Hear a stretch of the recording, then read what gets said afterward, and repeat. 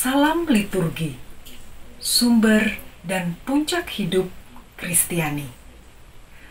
Para sahabat Sanggar yang terkasih, selamat berjumpa kembali dalam program Paham dan Terampil Berliturgi yang diselenggarakan oleh Sanggar Bina Liturgi dan diasuh oleh Bapak Ernest Marianto.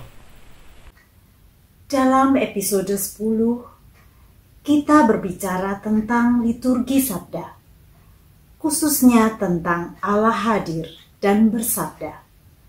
Kita berusaha memahami, menggambarkan, dan membayangkan bagaimana Allah sungguh-sungguh dalam liturgi sabda, dan bagaimana lewat bacaan-bacaan Ia bersabda kepada umat yang berhimpun di dalam ibadat.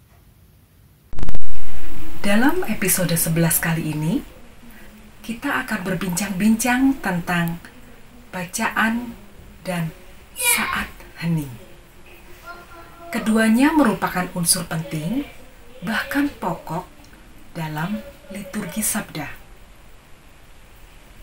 Pada hari Minggu dan hari Raya, dalam misa selalu ditentukan ada 3 bacaan.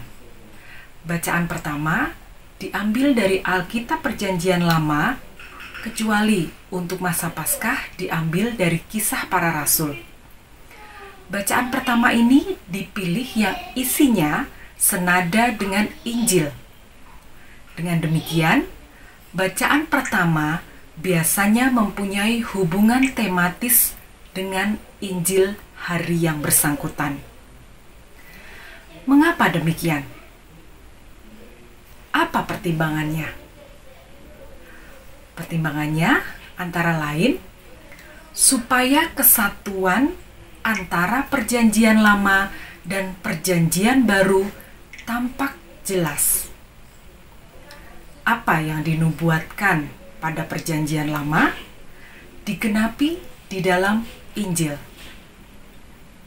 Hubungan ini biasanya ditunjukkan lewat pemilihan ayat judul yang dicetak di atas teks bacaan dalam buku bacaan atau leksionario, biasanya dicetak dalam huruf miring.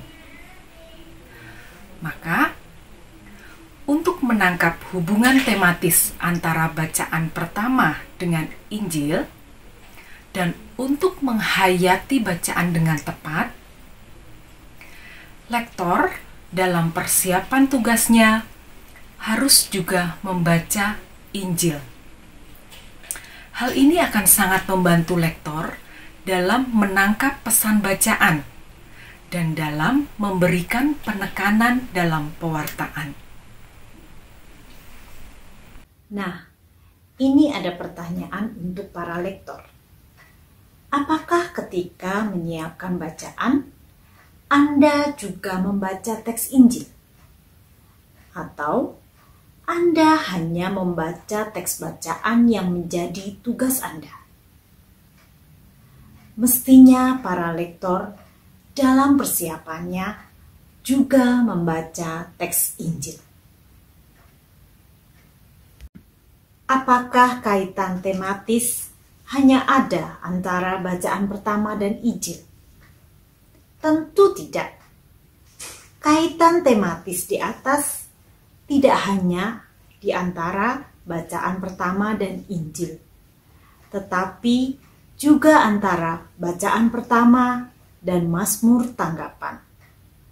Di sini kaitannya lebih erat lagi karena Mazmur tanggapan memang dipilih secara seksama untuk menanggapi bacaan pertama.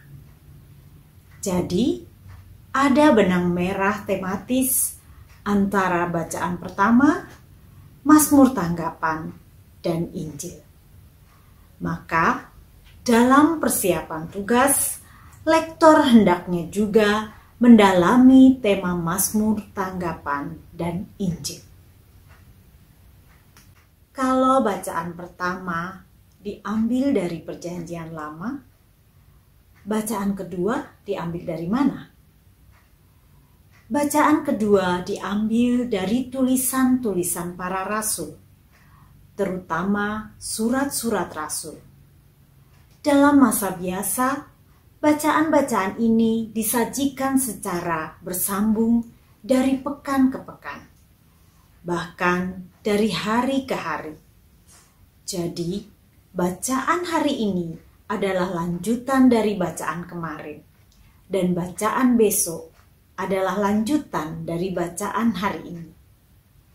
Di sini bacaan kedua tidak selalu memiliki hubungan tematis dengan bacaan pertama dan Injil.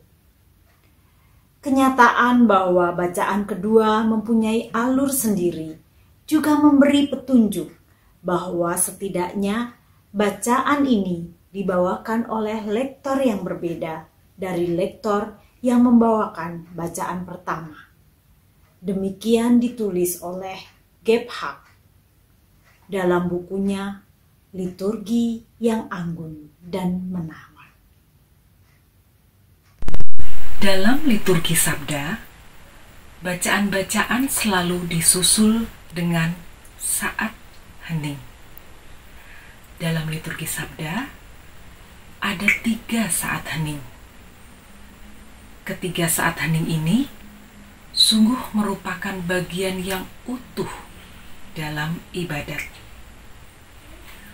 Saat hening di sini diperlukan supaya umat dengan dukungan Roh Kudus dapat meresapkan bacaan, atau untuk membiarkan satu kata atau satu kalimat bergema terus di dalam hati setiap umat. Juga untuk membiarkan benih-benih sabda yang ditaburkan Tuhan tumbuh di hati yang subur dan dapat menghasilkan buah. Juga untuk menyiapkan jawaban dalam bentuk doa. Hal ini ada di dalam Pedoman Umum Misale Romawi nomor 56. Juga ada dalam buku Tata Perayaan Ekaristi yang ditulis jelas bahwa umat hening sejenak untuk meresapkan sabda Tuhan. Saat hening adalah kegiatan bersama. Artinya, kegiatan seluruh umat yang hadir dalam ibadat. Pelayan ibadat dan semua anggota jemaat yang lain harus hening. Tidak seorang pun boleh sibuk. Misalnya, bermain musik, buku, kertas, ataupun mencarikan tempat duduk untuk umat yang datang terlambat. Semua harus berdiam di tempat dan hening. Kok di gerejaku tidak ada saat hening setelah bacaan ya?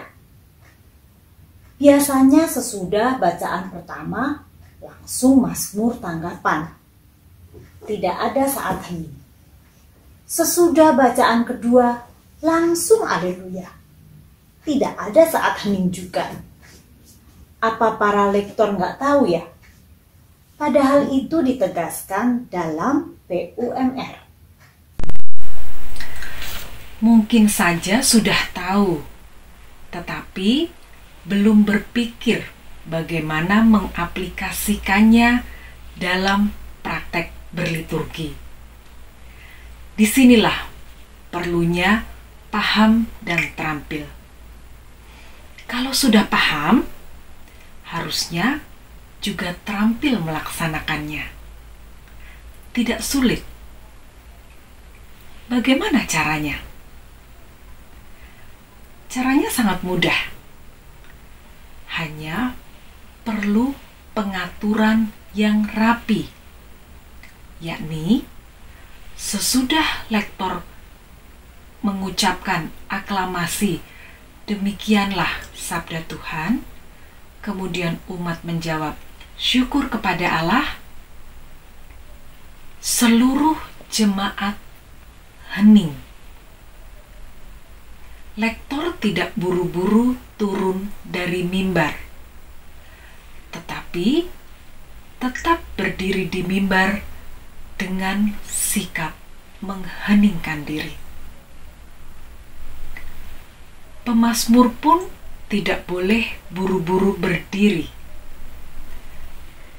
tetap duduk dan hening. Tidak ada pergerakan orang sama sekali pada saat hening. Harus diusahakan agar durasi saat hening selalu sama. Mengapa? Agar umat tidak gelisah. Ketika saat hening dirasa sudah cukup, lektor turun dari mimbar, pemazmur bangkit berdiri dan berjalan dengan tenang dan khidmat menuju mimbar atau tempat lain di mana pemazmur akan melakukan mazmur tanggapan. Lalu organis memainkan intro mazmur tanggapan.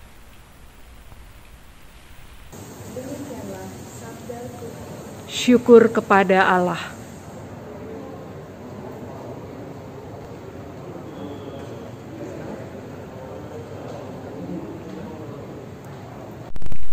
Para sahabat Sanggar, terima kasih Anda sudah meluangkan waktu untuk belajar bersama kami mengenai bacaan dan saat hening dalam ibadat.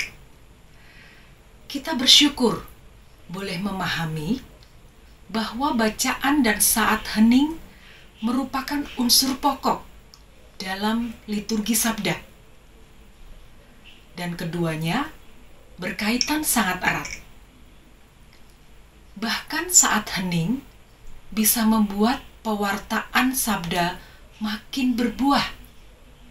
Karena benih-benih sabda yang ditaburkan menemukan tanah subur, justru pada saat hening.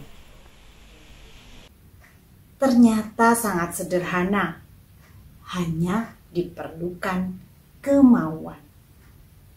Seperti bacaan pertama, bacaan kedua ini juga disusul saat hening. Di sini, saat hening diperlukan tidak hanya untuk merenungkan bacaan kedua, tetapi juga menyiapkan suasana agar aklamasi dan pembacaan Injil tampil dengan kuat. Kontras ini penting. Pengaturan saat hening sesudah bacaan kedua sama seperti sesudah bacaan pertama. Durasinya juga sama. Di sini umat baru berdiri ketika pemazmur atau solis berdiri dan berjalan ke tempat ia akan melakukan haleluya atau bait pengantar Injil. Para sahabat Sanggar, terima kasih Anda sudah meluangkan waktu untuk belajar bersama kami mengenai bacaan dan saat hening dalam ibadat.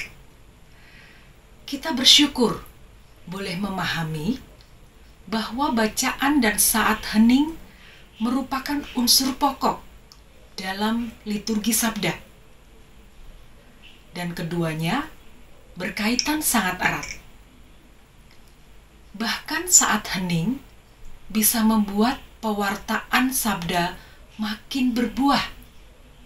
Karena benih-benih sabda yang ditaburkan menemukan tanah subur, justru pada saat hening. Sampai jumpa dalam episode 12 yang akan tayang Jumat depan. Jangan lupa subscribe. Apabila Anda belum punya waktu luang untuk melihat seluruh tampilan, Anda bisa luangkan waktu sejenak untuk subscribe, kemudian Anda dengarkan seluruhnya pada saat waktu yang senggang. Salam liturgi, sumber dan puncak hidup Kristiani. Tuhan memberkati. memberkati.